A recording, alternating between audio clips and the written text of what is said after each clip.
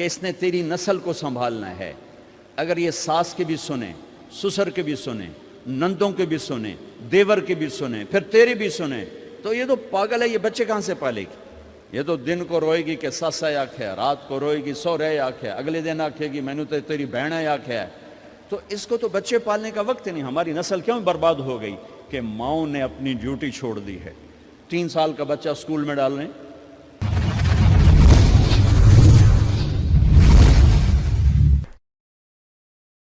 بھائی اور بہنوں، اسلام زندگی گزارنے کا وہ طریقہ ہے جو اللہ نے اپنے علم کامل سے ہمیں عطا فرمایا۔ بنیادی طور پر انسان کے بارے میں اللہ تعالیٰ فرماتے ہیں وَمَا أُوتِيتُم مِّنَ الْعِلْمِ إِلَّا قَلِيلًا، کہ میرے بندو تمہارے پاس علم بہت تھوڑا ہے۔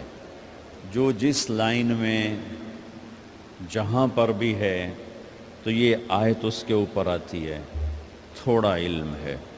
یقیناً تھوڑے علم کے ساتھ صحیح فیصلے نہیں کیے جا سکتے، تو اس لیے اللہ نے اپنے علم کامل سے ہمیں زندگی گزارنے کا ایک قانون دیا، اور اس پر اتنا بڑا چیلنج کیا، لا ریب فیہ، الف لام میم ذالک الکتاب لا ریب فیہ۔ دنیا کا بڑے سے بڑا مصنف اپنی کتاب لکھتے ہوئے یہ دعویٰ نہیں کر سکتا کہ آگے جو کچھ کہا جا رہا ہے یہ شک و شبہ سے بالا تر ہے، کوئی نہیں دعویٰ کر سکتا۔ پوری کائنات صرف اللہ کو یہ حق حاصل ہے کہ وہ یہ کہے لا ریب فیہ، یہ شک و شبہ سے بالا تر کتاب ہے، قانون ہے۔ اسلام کا ایک حصہ عبادات، دوسرا حصہ معاشرت، اسلامی معاشرت، اس نے ہمارے اندر جگہ نہیں بنائی۔ جو پٹھانوں کی معاشرت ہے وہ اسی پہ چلتے ہیں، جو پنجابیوں کی معاشرت ہے وہ اس پہ چلتے ہیں، جو سندھیوں کی ہے وہ اس پہ چلتے ہیں، جو بلوچوں کی ہے وہ اس پر چلتے ہیں۔ اسلام ہماری معاشرت بدل دیتا تو پوری دنیا کے انسانوں کے لیے اسلام میں آنا بہت آسان ہو جاتا، کیونکہ عبادات سے متاثر کوئی کوئی ہوتا ہے، اور معاشرت ایسی چیز ہے جو اس طرح کھینچتی ہے جیسے شہد مکھی کو کھینچتا ہے، اور جیسے روٹی بھوکے کو کھینچتی ہے، اور جیسے پانی پیاسے کو کھینچتا ہے۔ اسلامی معاشرت ایسی خوبصورت زندگی ہے کہ جو لوگوں کو کھینچتی ہے۔ شادی بھی معاشرت کا حصہ ہے۔ میرے نبی نے خود 11 شادیاں کی، 13 کی، 2 شادیاں نکاح ہوا اور طلاق دے دی، گھر نہیں بسایا، 11 گھر بسائے، 2 کا آپ کی زندگی میں انتقال ہو گیا، حضرت زینب بنت خزیمہ اور حضرت خدیجہ بنت خویلد رضی اللہ تعالی عنہما۔ 4 بیٹیوں کی شادی کی، 11 شادیاں خود کی، شوہر بن کے دکھایا، باپ بن کے دکھایا، سسر بن کے دکھایا، کہ ہماری معاشرت جہاں ہمارا جوائنٹ فیملی سسٹم ہے، اگر ہم لوگ شریعت کو جانتے تو یہ بڑا خوبصورت نظام تھا، لیکن چونکہ ہم شریعت نہیں جانتے تو جوائنٹ فیملی سسٹم سے بہت بڑا ظلم وجود میں آ رہا ہے۔ یہ وہ ظلم ہے جو عدالتوں میں ڈسکس نہیں ہو رہا، جو پنچایتوں میں ڈسکس نہیں ہو رہا، یہ وہ ظلم ہے جو گھروں میں ہو رہا ہے، کیونکہ اپنی وہ حدود باؤنڈری لائن نہیں جانتے کہ میری باؤنڈری کہاں سے شروع ہوتی ہے اور کہاں جا کر ختم ہوتی ہے۔ ایک گھر کیسے چلنا چاہیے اس پر سینکڑوں آیات آئی ہیں۔ اتنی آیات نماز کے لیے نہیں آئیں جتنی ایک گھر کیسے چلنا چاہیے، جتنی اس کے لیے آیات آئیں۔ سورۃ النساء ساری گھر کی زندگی بتاتی، سورۃ المائدہ گھر کی زندگی بتا رہی، سورہ تحریم گھر کی زندگی بتا رہی، سورہ طلاق گھر کی زندگی بتا رہی، سورہ بقرہ میں گھر کی زندگی کی سینکڑوں آیات ہیں۔ کہ ایک گھر کیسے چلنا چاہیے، چونکہ یہ نہ مولوی جانتا ہے، نہ جج جانتا ہے، نہ یہ اے سی بچہ جانتا ہے، نہ ڈاکٹر جانتا ہے، نہ دیہاتی جانتا ہے، نہ شہری جانتا ہے کہ گھر کیسے چلتا ہے. چونکہ یہ چیپٹر میں آپ کو کیا گلا دوں، ہمارے مدرسوں میں بھی نہیں پڑھایا جاتا. ہمارے مدرسے بھی زور دکھاتے ہیں جہاں کوئی اختلافی بات آ جائے، پھر انہوں نے ویکھن والے ہوندے زور کیویں لگدے. جہاں کوئی اخلاقی بات آ جائے تو استاد بھی ٹھنڈا ہوتا ہے، شاگرد بھی ٹھنڈے ہوتے. تو یہ چیپٹر تو پڑھائے نہیں جاتے، مدرسوں میں بھی نہیں پڑھائے جاتے. تو میں آپ سے کیا گلہ کروں، تو ہمارے مدرسے سے پڑھے ہوئے بچوں کو نہیں پتہ، ہمارے علماء کو نہیں پتہ کہ گھر کیسے چلتا ہے، کہ نبی کی وہ زندگی جو گھر میں تھی وہ کیسی تھی. یہ نہ پڑھی جاتی ہے نہ پڑھائی جاتی. 11 شادیاں شوق کی تھیں، 11 شادیاں شوق کی تھیں. شوق ہوتا تو 25 سال کا خوبصورت جوان 40 سال کی عورت سے شادی کرتا، جن کے 2 شادیاں پہلے ہو چکی ہیں اور ہر شادی سے اولاد موجود ہے. اور آپ ایسے حسین ہیں کہ حضرت عائشہ فرماتی ہیں کہ یوسف علیہ السلام کو دیکھ کر عورتوں نے ہاتھ کاٹے تھے، میرے محبوب کو دیکھتی تو سینے چیر کے بیٹھ جاتے. اور ام معبد ایک بدو عورت نے آپ کا حلیہ بیان کیا تھا، رأیت رجلا ظاہر الوضاء ابلج الوجہ، میں نے ایک جوان دیکھا یوں لگا جیسے چاند زمین پہ اتر آیا. کیا کہنے، لم تعبہ خجلا لم تزری بہ سعلا، نہ پیٹ آگے نکلا ہوا، نہ سر کے بال اڑے ہوئے، حسین، دیکھتے ہی نظروں میں جچ جانے والا، وسیم، جتنا دیکھوں اتنا دیکھنے کا شوق بڑھتا چلا جائے، قسیم، جدھر سے دیکھوں حسن ہی حسن نظر آئے. ان تکلم علیہ البہا، بولے تو نور چھا جائے. ان سکت علیہ الوقار، چپ ہوں تو وقار چھا جائے. ادعج، موٹی آنکھ، اکحل، سرمگی، اشکل لمبی، احور سیاہ،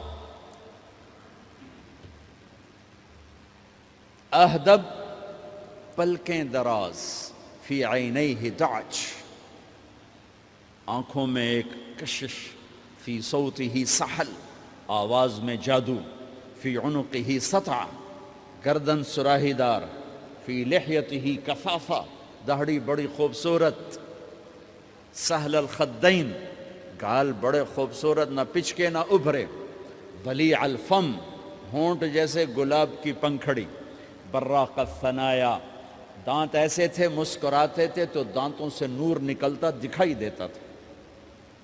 عظیم الہامہ، بڑا سر، شدید سواد الشعر، سیاہ کالے بال، رجل الشعر، نیم گھنگریالے بال، واسع الجبین، چوڑا ماتھا، ازج الحواجب، بھویں گول کمان جیسی، اشم، ناک یہاں سے اٹھا، اقن العرنین، آگے سے باریک، لہو نور یعلوہ، یہاں نور جگمگ جگمگ کرتا رہتا تھا.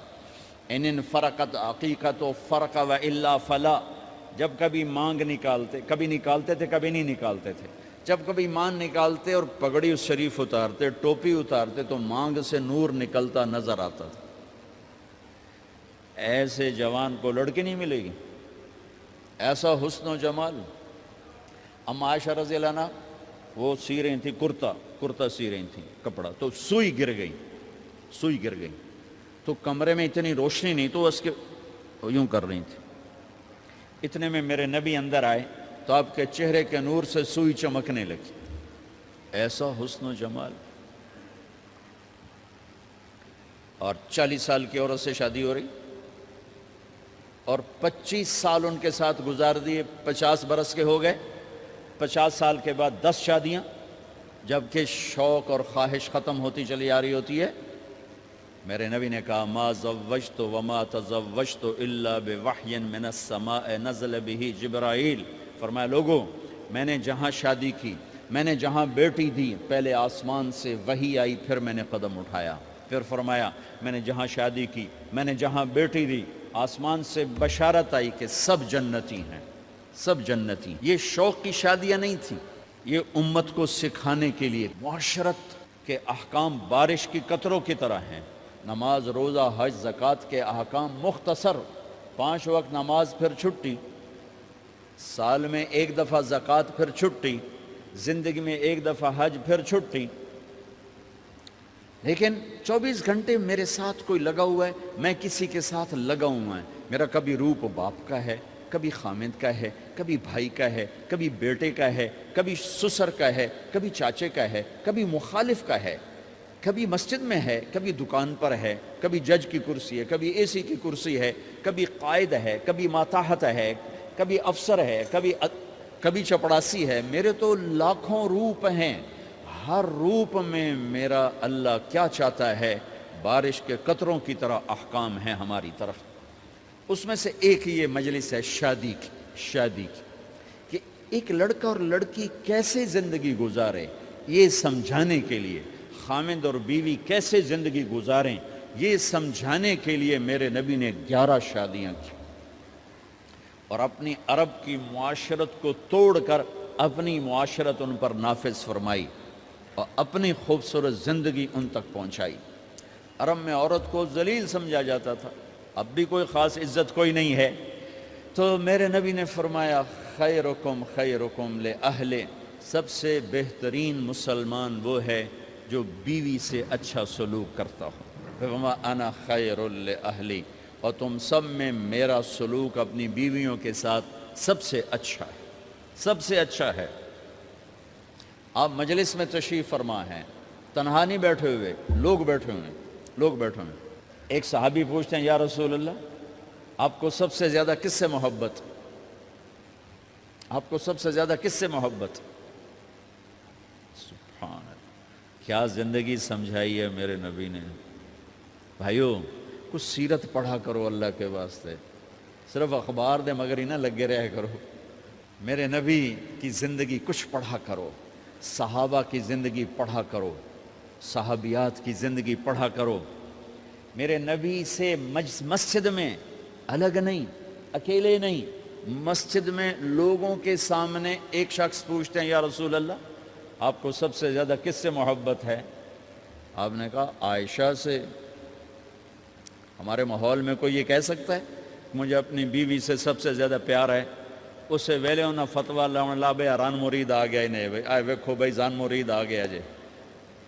جس سے سب سے زیادہ محبت کرنی تھی اسی کو سب سے زیادہ ذلیل کرتے ہیں۔ دیکھو سب سے اہم رشتہ، میری بات غور سے سننا چونکہ ہمارا معاشرہ اس کو شاید ہضم نہ کر سکے تو آپ بھی نہیں کر سکیں گے، سب سے اہم رشتہ خامد اور بیوی ہے، سب سے مقدس رشتہ ماں باپ، سب سے مقدس رشتہ ماں باپ، لیکن سب سے بنیادی رشتہ خامد اور بیوی ہے۔ اللہ نے پہلا رشتہ جو دھرتی پہ قائم کیا وہ ایز اے ماں باپ نہیں، ایز اے خامد اور بیوی۔ آدم کو خامد بنایا، حوا کو بیوی بنایا، پھر انہی کو ماں باپ بنایا، انہی کو دادا دادی بنایا، انہی کو نانا نانی بنایا، انہی کو ساس اور سسر بنایا۔ سارے رشتے خامد اور بیوی سے جنم لیتے ہیں، آگے یہی 2 رشتے روپ بدلتے ہیں۔ خامد اور بیوی کا رشتہ سب سے بنیادی ہے، سب سے اہم ہے، سب سے بڑا ہے، اور سب سے پہلا ہے اور سب سے آخری ہے۔ پہلا رشتہ بھی خامد اور بیوی کا قائم ہوا، اور دنیا میں بھی آخری رشتہ خامد بیوی رہ جاتا ہے۔ پتران دی شادی ہو گئی، دیاں دی بھی شادی ہو گئی، بڈھا بڈھی کلے بیٹھے۔ ہمارے دیس کی کہانی کیا، میرے گھر کی کہانی۔ میں تبلیغ میں، میرا چھوٹا بھائی لاہور میں، بہنیں اپنے گھر، ماں پیو کلے بیٹھے ہوئے، ہمارے پاس آنے کے لیے تیار نہیں، اپنی جگہ چھوڑنے کے لیے تیار نہیں۔ پھر باپ فوت ہو گئے تو ہم نے منتیں کر لیں اپنی ماں کی کہ میں فیصل آباد میں رہتا ہوں، میرا بھائی لاہور میں ہوتا ہے، کہ ساڑھے کو لا جاؤ نہ پتر، میں توڑے پیو دی جا نہیں چھڑنی۔ نہیں آئے ہمارے پاس، تنہا زندگی گزار دی۔ ہم تو آئے مہمانوں کی طرح آئے اور چلے گئے، تنہا زندگی گزار دی۔ تو پہلا رشتہ خامد اور بیوی، آدم اور حوا۔ پھر دنیا میں بھی اگر زندگی ہے، پہلے مر جاؤں تو الگ بات ہے، اگر زندگی ہے تو پھر آخری رشتہ خامد اور بیوی، اور جنت میں جا کے ہمیشہ کا رشتہ خامد اور بیوی۔ ہر آدمی اپنی بیوی کے ساتھ اور ہر عورت اپنے خامند کے ساتھ جنت میں جوڑا جوڑا ہوں گے. بچے اپنی جنت میں، ماں باپ اپنی جنت میں، ساس سسر اپنی جنت میں، بھائی بہن اپنی جنت میں. جنت میں بھی خامند اور بیوی کا اللہ نے ساتھ بنایا ہے. یہ رشتہ سب سے اہم رشتہ ہے. اس رشتے کو باقی رکھنے کے لیے اللہ تعالیٰ نے سینکڑوں آیات اتاری اور اس میں دخل اندازی کے لیے کوئی راستہ نہیں چھوڑا. اولاد کو بھی نہیں چھوڑا کہ خامند اور بیوی کے رشتے کو. بعض بیویاں ایسی نادان ہوتی ہیں کہ اولاد کی محبت میں خامند کو ڈیگریڈ کرتی ہیں.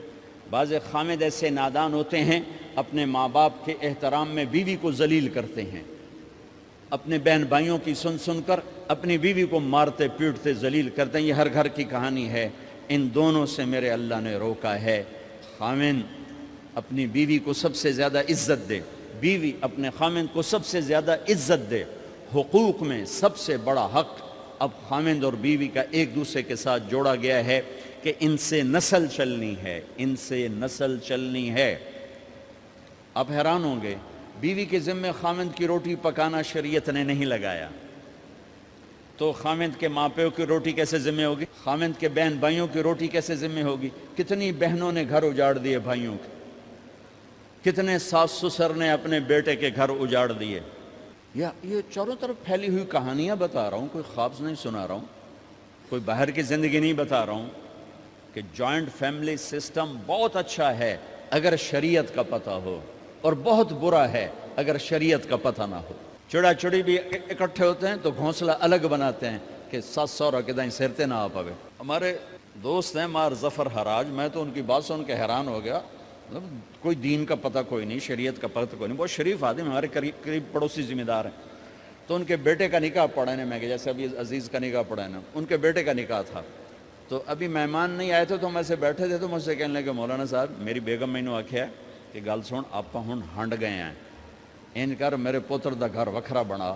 او نوے اساں کہہ دی دھی لائے تے آئیے تو مڑ اساں ادھر تے سر تے بیٹھے ہوئیے، پہلے میرے پوتر دا گھر وکھرا بنا، او دی ڈولی وکھری لایا تو مڑ میں شادی کرساں پتر دی.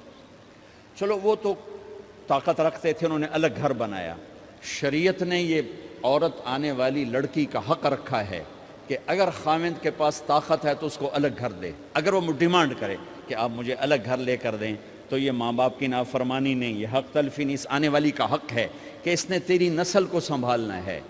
اگر یہ ساس کے بھی سنیں، سسر کے بھی سنیں، نندوں کے بھی سنیں، دیور کے بھی سنیں، پھر تیری بھی سنیں، تو یہ تو پاگل ہے. یہ بچے کہاں سے پالے گی؟ یہ بچوں کی تربیت کب کرے گی؟ یہ تو دن کو روئے گی کہ ساسا آکھے، رات کو روئے گی سو رہے آکھے، اگلے دن آکھے گی میں نے تو تیری بہن آکھے ہے. تو اس کو تو بچے پالنے کا وقت نہیں. ہماری نسل کیوں برباد ہو گئی کہ ماؤں نے اپنی ڈیوٹی چھوڑ دی ہے. 3 سال کا بچہ سکول میں ڈال رہے ہیں، بلا سکول والوں کیڑی فکر ہے، انہوں نے پیسے لے کے انہوں کھڈاونا. میرے نبی نے کہا 7 سال تک تو نماز بھی نہ کہو، گلے سے لگا کے رکھو. 7 سال تک نماز بھی نہ کہو، بس اس کو قریب کرو قریب کرو قریب کرو. 10 سال میں جا کے نماز کہو. 3 سال کے بچے کو ڈالتے ہیں اسکولوں میں، اس کے لاشعور میں ماں باپ سے نفرت پیدا ہو جاتی ہے. یہ میری اب بیتی ہے. اللہ نے مجھے تبلیغ میں لگا دیا تو شریعت پڑھنے کے بعد اللہ نے میرا سر جھکا دیا، ورنہ میں تو بالکل باغی ہوتا. تو میرے نبی فرما رہے ہیں 7 سال تک نماز بھی نہ کہو، بس سینے سے لگا کے رکھو تاکہ تمہاری صفات منتقل ہوں اور تمہاری محبت ان کے اندر منتقل ہو. تو جب بیوی پر پورے گھر کا بوجھ پڑ گیا تو وہ اپنے بچوں کو کب پالے گی اور بچوں کی کب وہ تربیت کرے گی؟ وہ تو صبح سے شام تک چولہے پر تھک چکی ہے، اور اوپر سے جو تانے ہیں وہ الگ ہیں، جلی کٹی، کبھی ساس کہہ رہی، کبھی سسر کہہ رہا، کبھی بہنیں، کبھی دیور. تو وہ تو بالکل بیچاری پاگل ہو جاتی. کہیں اس کا الٹ بھی ہوتا ہے، آنے والی ایسی آتی ہے کہ پورے گھر کو تباہ کر کے ماں باپ کو بھی دھکا دلا کے اپنے خامند کو لے کے نکل جاتی. ایسا بھی ہے لیکن یہ بہت کم ہے. ابتدائی رشتہ خامند اور بیوی ہے. خامند اور بیوی یہ ابتدائی رشتہ ہے. اللہ نے آدم کو بنایا اور حوا کو ساتھ بیوی بنایا، اولاد بعد میں دی. اور ایک اور بات، آدم کو بنا دیا مٹی کا پتلا کٹھا کر کے، مٹی کٹھی کر کے پتلا بنا دیا. 40 سال کے بعد روح ڈالی، چل بھائی جا جنت، اور اکیلے بھیج دیا، بیوی نہیں دی. حالانکہ اللہ چاہتا تو ساتھ ہی حضرت حوا کی مٹی کا ڈھیر بھی لگا دیتا، اس کا پتلا بھی تھپ دیتا، فرشتوں سے تھپوا دیتا، اور پھر 40 سال کے بعد دونوں کو اکٹھا جنت میں ڈالتا۔ بہت سارے پیغام، اس میں بہت سارے پیغام، تاخیر ساتھ نہیں بنایا، دیر سے بھیجا، انتظار قدر کو بڑھانے کے لیے کہ عورت کی قدر کرنا، کمزور ذات ہے، کمزور مخلوق ہے، قدر کرنا۔ دوسرا، پہلے دن پتلا نہیں بنایا کہ ننگا پڑا ہو، عورت کا پتلا ننگا ہو، مٹی کا ہو، پتھر کا ہو، تو اس میں کیا کشش؟ تو ان مرد کے لیے کشش کوئی نہیں، تو فرشتوں کو کیا کشش تھی؟ پہلے دن سے عورت کو پردے میں بنایا، بے پرد نہیں کیا، بے پرد نہیں کیا، اس کا پتلا نہیں بنایا، اسے ننگا نہیں چھوڑا، اس کو پہلے دن سے کورڈ۔ اور کیسے بنایا؟ فرشتوں کو کی آنکھوں پہ پردہ اور آدم کو سلا دیا۔ آدم علیہ السلام سوئے ہوئے ہیں، فرشتوں کی آنکھوں کے سامنے پردہ ڈال دیا گیا۔ جب آدم اٹھے ہیں، اور ایک اور بات، جنت میں رہ کر بھی آدم علیہ السلام کا دل نہیں لگتا تھا، اداس اداس رہتے تھے۔ اماں آئی تو بابے دا دل لگا، تو اداس رہتے تھے جنت میں۔ جب آنکھ کھلی تو اپنے لیفٹ سائیڈ پہ ایک خاتون، سر سے لے کر پاؤں تک لباس میں۔ آپ نے سنا ہے نا، یوسف علیہ السلام دنیا میں سب سے خوبصورت ہستی پیدا کیے گئے، یہ مردوں میں، عورتوں میں سب سے خوبصورت حضرت حوا کو پیدا کیا گیا۔ کون ہے؟ کہتے ہیں اللہ کی آدم تیری بیگم، کون ہے تیری بیگم؟ نکاح پڑھایا، پھر کہا آدم مہر ادا کرو۔ تو انہوں نے پوچھا کیا مہر دوں؟ تو وہاں تو سونا چاندی ڈھیر لگے پڑے تھے، اللہ تعالیٰ کہتے من سونا چاہ کے دے دے۔ میرے اللہ نے کہا تیری نسل میں میرا آخری حبیب آنے والا ہے، اس پہ ایک دفعہ درود پڑھ دے، یہ مہر ہے۔ سیدھے ہاتھ میں برکت ہے، پیدا کیا الٹی طرف سے۔ الٹی طرف سے کیوں پیدا کیا ہے؟ کہ الٹی طرف دل ہے، اور دل کے نیچے جو پسلی ہے وہاں سے پیدا کیا۔ اس میں پیغام کیا دیا کہ عورت جس روپ میں ہو، پہلا روپ اس کا بیوی بنا، پھر وہ ماں بنی، پھر اس آگے بیٹی کا روپ ہے، پھر بہن کا روپ ہے، پھر خالہ ہے، پھوپھی ہے، دادی ہے، نانی ہے، ساس ہے۔ جس روپ میں بھی عورت ہے اس کو دل کے قریب جگہ دو۔ یہ دل کے نیچے سے پیدا کرنے میں یہ پیغام دیا گیا ہے، اسے ذلیل نہ کرو، اسے خوار نہ کرو، اسے بے عزت نہ کرو، اس پر شدت نہ کرو۔ تو پہلا بنیادی رشتہ خامند اور بیوی ہے، اور آخری رشتہ بھی خامند اور بیوی ہے۔ لیکن اس وقت ہمارے معاشرے میں خامند سے زیادہ اس کے ماں باپ حق جتلاتے ہیں، خامند سے زیادہ اس کی بہنیں حق جلاتی ہیں، خامند سے زیادہ اس کے رشتہ دار حق جتلاتے ہیں، اور جھوٹی سچی شکایتیں لگا کر بیوی سے متنفر کرتے ہیں، اور کہیں بیوی کو خامند سے متنفر کرتے ہیں، آپس میں لڑائی لڑا کے پھر خوش ہوتے ہیں۔ میرے نبی سے پوچھا جائے یا رسول اللہ آپ کو سب سے زیادہ کس سے پیار ہے؟ تو آپ نے کہا عائشہ سے۔ اللہ، وہ جھینپ کے کہنے کے نہیں، میں پوچھ رہا ہوں لوگوں میں آپ کو کس سے زیادہ پیار ہے؟ تو آپ کہتے ابو بکر سے۔ تو آپ نے پھر کہا ابوہا، مجھے عائشہ کے باپ سے زیادہ پیار ہے۔ پھر پہلے عائشہ کا، تو پھر کہتے ابو بکر۔ تو آپ نے کہا نہیں، ابوہا، مجھے عائشہ کے باپ سے سب سے زیادہ پیار ہے۔ یہ آپ کو میسج دیا ہے کہ گھر کی زندگی کیسے ہوتی ہے، کوئی عشق نہیں چڑھا ہوا تھا، میسج دینا۔ ہم عائشہ چھوٹی عمر کی تھیں، ان کو آٹا گوندھ کے دیتے تھے، آٹا گوندھ کے دیتے تھے، پھر جب ان کو آٹا گوندھنا آ گیا پھر چھوڑ دیا، پھر ان کو سامنے بٹھا کر لقمے بنا کے کھلاتے تھے۔ پھر ہم عائشہ رضی اللہ تعالیٰ عنہ کوئی گوشت کا ٹکڑا، وہاں بڑے بڑے گوشت کے ٹکڑے پکائے جاتے تھے، تو کوئی گوشت کا ٹکڑا اٹھایا اور ایسے 2-4 جگہ سے نوچا اور پھر رکھ دیا، سارا کھایا نہیں جاتا تھا، تو اللہ کے نبی اسی کو اٹھاتے اور حضرت عائشہ کو دکھا کر، جہاں سے حضرت عائشہ نے نوچا ہوتا تھا وہاں سے یوں کاٹ کے دکھاتے تھے۔ پھر حضرت عائشہ رضی اللہ تعالیٰ نے گلاس اٹھایا پانی پینے کے لیے، جہاں ہونٹ لگائے پہ گلاس رکھ دیا، بڑے بڑے گلاس ہوتے تھے، تو حضرت ہمارے نبی اٹھاتے تھے، جامع عائشہ کے ہونٹ لگے ہوتے تھے وہاں ہونٹ لگا کے پانی پیتے تھے۔ یہ آپ کو سکھانے کے لیے ہے۔ اپنے گھر والوں کے ساتھ بیٹھ کے کھانا کھاتے ہیں۔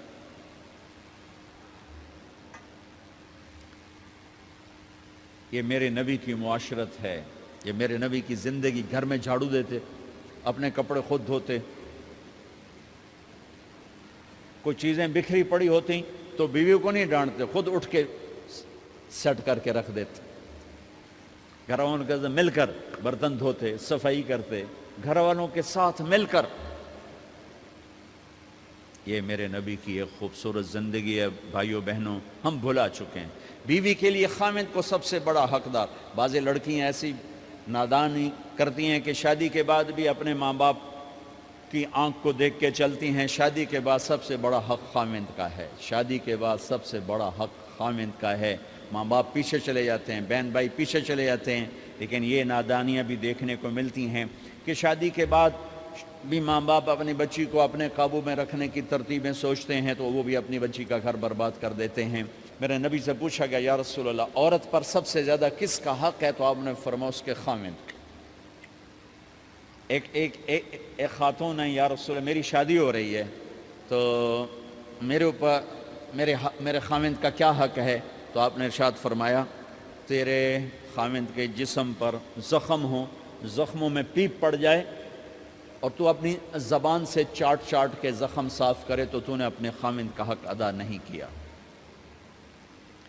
خامند کو سمجھایا کہ سب سے بہترین مسلمان وہ ہے جو بیوی سے اچھا سلوک کرتا ہے، اور میرا سب سے اچھا سلوک ہے اپنی بیویوں کے ساتھ۔ یعنی قاب قوسین او ادنا آپ کا مقام ہے، اللہ پاک کا دیدار اپنی آنکھوں سے کیا ہوا ہے، اور آپ ہمیں معاشرت سکھا رہے ہیں کہ ایک جہاد کے سفر سے واپس آ رہے ہیں، اما عائشہ ساتھ ہیں، تو آپ نے صحابہ سے کہا بھئی آگے چلے جاؤ، وہ سارے آگے چلے گئے۔ جب سارے نظروں سے غائب ہو گئے تو آپ نے کہا عائشہ دوڑ لگاؤ گی میرے ساتھ؟ عائشہ نے نہیں کہا، میرے نبی نے کہا دوڑ لگاؤ گی؟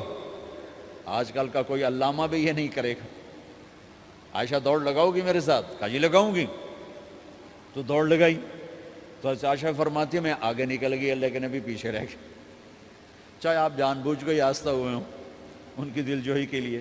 کچھ سال گزر گئے، پھر جہاد کے سفر سے واپسی ہو رہی ہے تو آپ نے صحابہ سے کہا بھائی آگے چلے جاؤ، وہ سارے آگے چلے گئے، غائب ہو گئے۔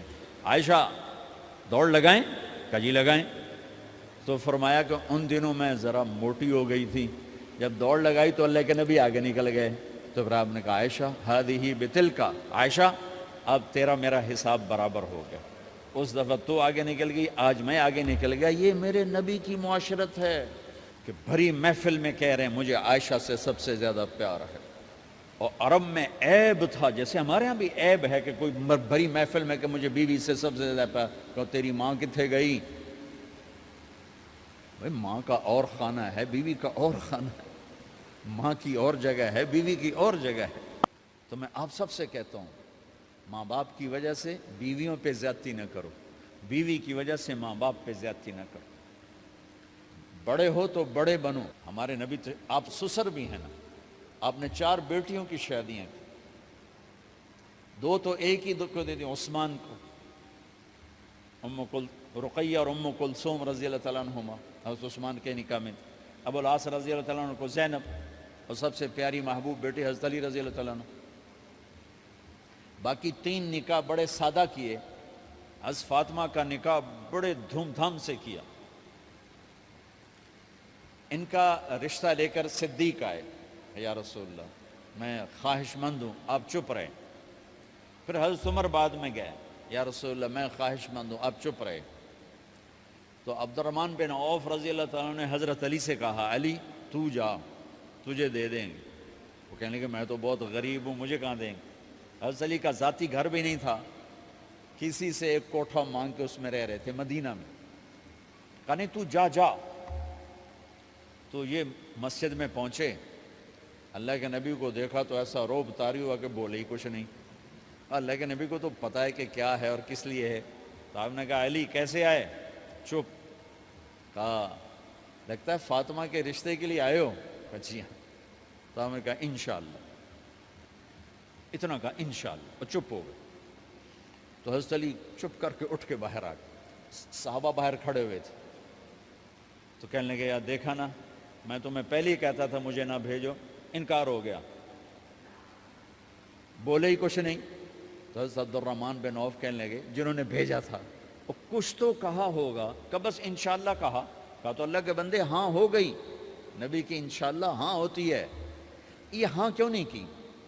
سبحان اللہ، اللہ اکبر، یہ ہاں کیوں نہیں کی؟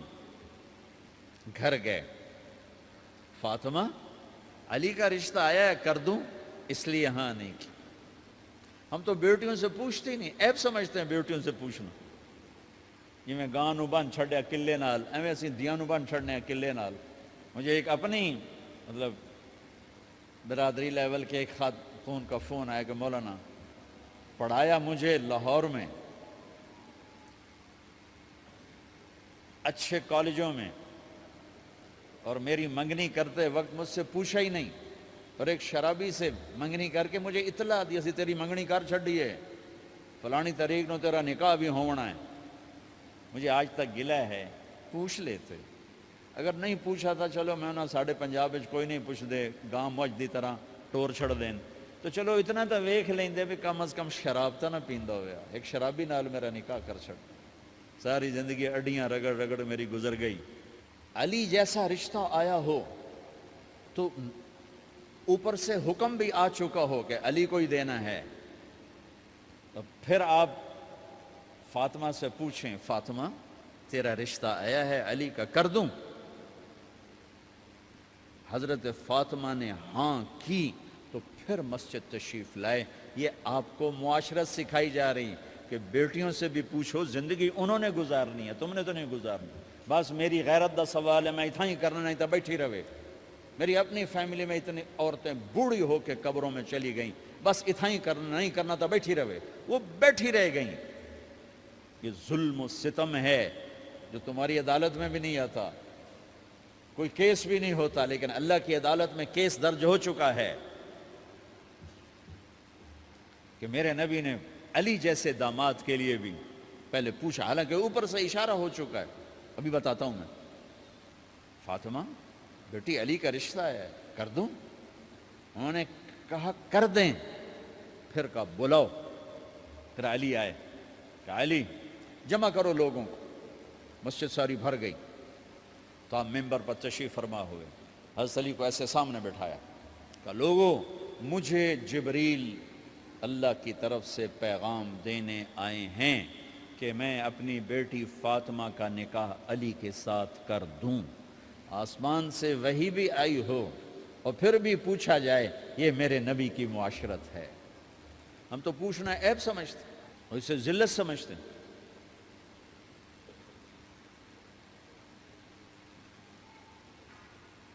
پھر آپ نے اتنا بڑا اہتمام کیا، مسجد نبوی پرانی جو آپ کے زمانے کی تھی، بہت بڑا ہال تھا، اس کا بھرا ہوا تھا، آپ نے سب کو شہد کا شربت پلایا، خود نکاح پڑھایا، نکاح کا خطبہ پڑھ کیا، پھر کہا علی میں نے فاطمہ بنت محمد کو 400 درم مہر کے عوض تمہارے نکاح میں دیا، تو نے قبول کیا؟ انہوں نے کہا جی میں نے قبول کیا، اور سجدے میں چلے گئے اور زور سے دعا مانگی، رب اوزعنی ان اشکر نعمتک التی انعمت علی وعلی والدی وان اعمل صالحا ترضاہ واصلح لی فی ذریتی انی تبت الیک واننی من المسلمین۔ میرے نبی نے کہا آمین، زور سے کہا آمین، نکاح ہو گیا۔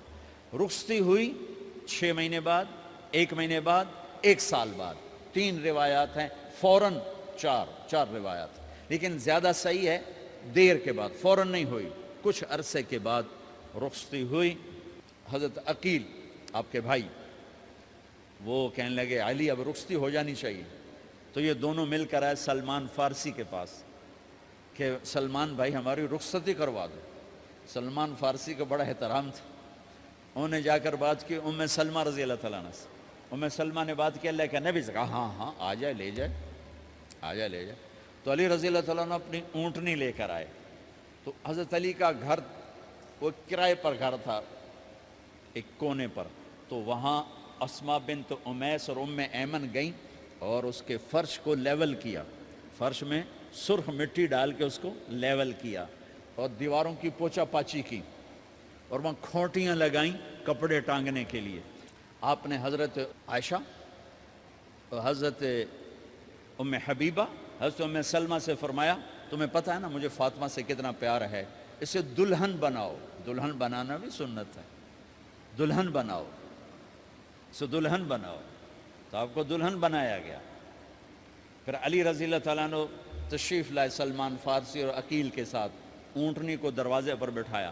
تو آپ نے علی کا ہاتھ پکڑا, اندر تشریف لے گئے اور فاطمہ کا ہاتھ پکڑ کے علی کے ہاتھ میں دیا اور کہا بیٹی مجھے اپنے خاندان میں جو سب سے زیادہ محبوب تھا میں نے تیرا ہاتھ اس کے ہاتھ میں دیا ہے. پھر کہا علی تجھے نبی کی بیٹی مبارک, نبی کی بیٹی مبارک. پھر آپ نے اسے پیالے میں پانی منگوایا اور اس میں آخری 2 سورتیں پڑھ کے دم بھی کیا, تھوک بھی ڈالا. پھر اس میں سے انگلیاں ڈال کے ان کے سینے پر چھڑکا کہ دونوں پی لو, دونوں کو پلایا. پھر باہر تک چھوڑنے آئے, حضرت علی نے آپ کو اونٹنی پہ بٹھایا. آپ نے 2 عورتوں کو ساتھ بھیجا, ام ایمن اور اسما بنت عمیس. یہ چھوٹی سی بارات جا کر علی کے گھر اتری اور آپ نے حضرت علی سے فرمایا کہ میں عشاء پڑھ کے آؤں گا, میرا انتظار کرنا ہے. تو عشاء کی نماز کے بعد آپ تشریف لے گئے. آپ نے دوبارہ پیالے میں پانی منگوایا اور اس پر آخری 2 سورتیں پڑھ کے دم کیا. پھر ان کے سینے پر چھڑکا, یہاں بازوؤں پر چھڑکا اور کمر پر چھڑکا اور دعا دی اللہم اسد جدہما وجمع شملہما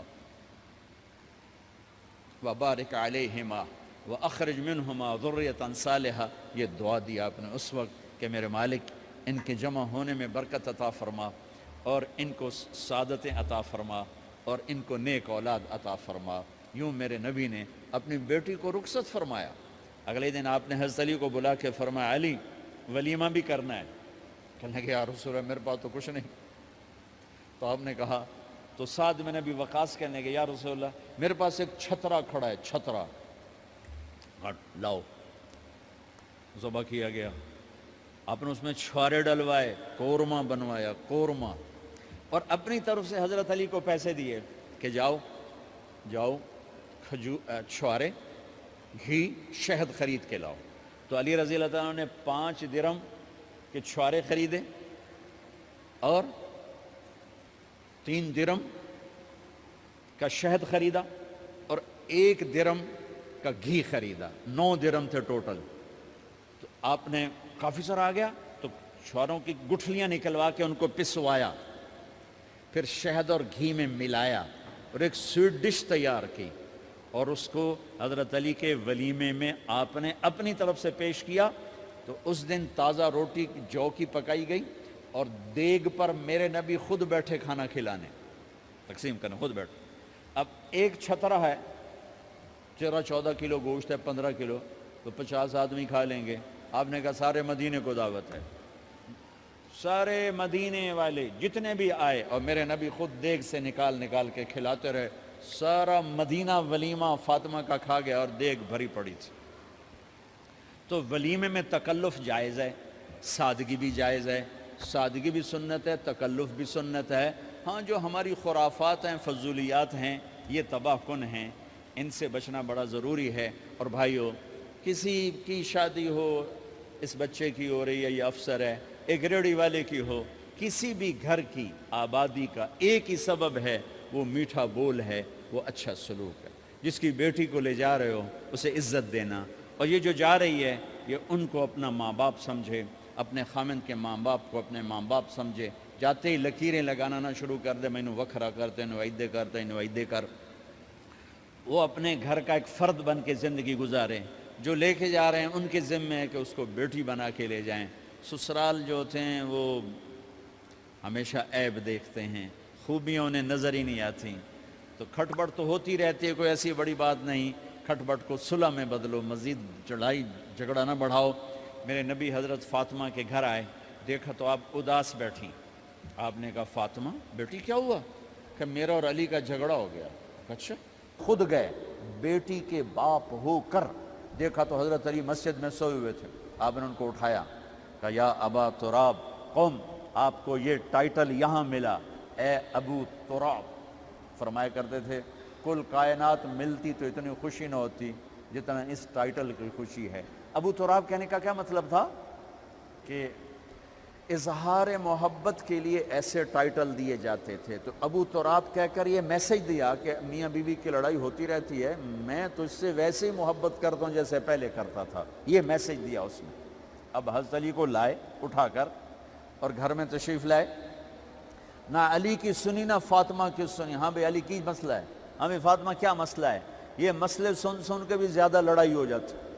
صلح کراون والے بھی آپ ہو 2-4 لتر مار کے آ جاندے. تو میرے نبی نے کیا کیا؟ سبحان اللہ، زمین پر لیٹ گئے، ادھر علی کو لٹایا، ادھر فاطمہ کو لٹایا. علی کا ہاتھ اپنی ناف پہ رکھا، فاطمہ کا ہاتھ ان کے ہاتھ پہ رکھا، اور بیٹی کے ہاتھ پر اپنا ہاتھ رکھا. پھر فرمایا کہو ہماری صلح ہو گئی. علی کہو، فاطمہ کہو. دونوں نے کہا ہماری صلح ہو گئی. آپ اٹھے، خوش خوش باہر آئے، چہرہ ایسے گلاب کے پھول کی طرح. صحابہ نے عرض کی یا رسول اللہ آج آپ بڑے خوش نظر آ رہے ہیں. فرمایا علی و فاطمہ کی صلح کرا کے آ رہا ہو. تو کھٹ بٹ ہو جانا تو کوئی بڑی بات نہیں ہے، مطلب یہ وہ گھر ہے، میں اس گھر کی کیا تعریف کر سکتا ہوں. تو میں آگے کا ایک قول سنا دیتا ہوں ابن عباس کا کہ جنت میں نور کی چمک اٹھے گی. ساری جنت ہی کہیں گے یہ نور کیسا نور ہے بھائی جو ساری جنت کے نور پر چھا گیا. تو فرشتے بتائیں گے کہ او جنت الفردوس میں علی و فاطمہ بیٹھے ہیں، کسی بات پہ ہنسے ہیں، ان کے دانتوں سے جو نور نکلا ہے اس نے جنت کو روشن کر دیا. لیکن کھٹ پٹ یہاں بھی ہو گئی. ان سے بڑا گھر میرے نبی کا ہے، وہاں بھی کھٹ پٹ. ایک دفعہ آپ نے حضرت عائشہ سے کہا مجھے پتہ لگ جاتا ہے جب تو مجھ پہ ناراض ہوتی ہے، مجھے پتہ چل جاتا ہے. انہوں نے عرض کی یا رسول اللہ آپ کو کیسے پتہ چلتا ہے؟ کہ جب تو مجھ پہ ناراض ہوتی ہے نا تو قسم اٹھاتے ہوئے کہتی ہے ابراہیم کے رب کی قسم، اور جب مجھ پہ راضی ہوتی ہے تو پھر تو قسم اٹھاتے ہوئے کہتی ہے محمد کے رب کی قسم. کہ ایسے مجھے پتہ چل جاتا ہے جب تو کہتے ہیں نا ابراہیم کے رب کی قسم تو مجھے پتہ چل جاتا ہے کوئی کھٹ بٹ ہو گئی ہے. تو نبی کے گھر میں بھی ہو جاتی ہے. یہ مسئلہ تو ختم ہوگا جنت میں. ہمارے ذمہ ہے کہ ان چیزوں کو کم کریں. یہ ایک میرے نبی کی معاشرت ہے میرے بھائیو، اسے سیکھو، اسے سمجھو، اسے پڑھو. تو بھائیو میرا نبی ایک زندگی دے کر گیا ہے. یہ چونکہ شادی کا موقع ہے اس کو میں نے تفصیل سے بیان کیا ہے، اس کی تفصیل بیان ہی نہیں کی جاتی. یہ اتنی ضروری ہے جتنی نماز ضروری ہے. نماز تو 5 وقت پڑھیں گے، زندگی 24 گھنٹے روپ بدل رہی ہے. ہر روپ میں میرا نبی کیا چاہتا ہے اس کو سیکھو، اس کو سمجھو. کرو گے اللہ آپ کو چمکائے گا، بنائے گا. اپنی کمائیوں میں حلال لاؤ، حرام سے بچو. جج بھی بیٹھے ہیں، وکیل بھی بیٹھے ہیں، کسی ظالم کے وکیل نہ بنو. وَلَا تَقُلْ لِلْخَائِنِينَ خَصِيمًا.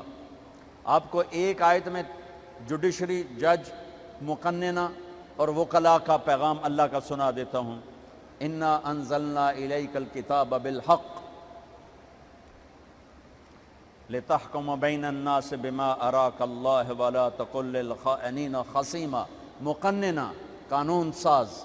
تو اِنَّا أَنزَلْنَا إِلَيْكَ الْكِتَابَ بِالْحَقِّ، قانون بنانے کا حق اللہ کو ہے. اللہ کے قانون کو اپناؤ.